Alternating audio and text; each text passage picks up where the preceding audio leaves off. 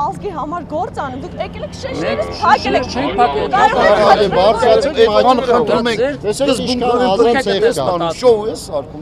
Մի խումբ Հայաստանի Հանրապետության քաղաքացիներ խիստ կասկածում են, որ Ռուսաստանի Դաշնությունը Հայաստանի ռազմավարական գործընկերն է։ Այսօր նրանք Ռուսաստանի Դաշնության դեսպանատնից պահանջում են կանխել Գազպրոմի կողմից մեր երկրին մատակարարվող գազի գնի թանկացումը։ Մենք տեսնում ենք, որ Ռուսաստանը իրեն հռչակելով Հայաստանի ստրատեգիական դաշնակից քայլ առ քայլ կատարում է քայլեր, որոնք ուղղված են ոչ թե Հայաստանին որպես ստրատեգիական դաշնակցի հզորացմանը, այլ հակառակը Հայաստանի թուլացմանը։ Տարիներ շարունակ ժամանակ առ ժամանակ Ռուսաստանը բարձրացնում է գազի գինը, տեսնելով թե իր ստրատեգիական դաշնակից Հայաստանը ինչպիսի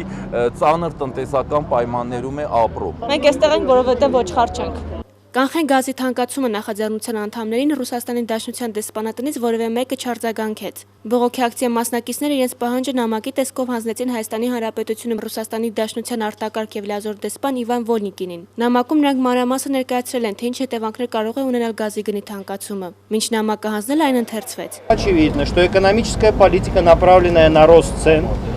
ведет к социальному протесту, гражданскому неповиновению, революции и национализации монополий. Անուշիկ Քրշտունի, Արթուր Ղահարամանյան, IPF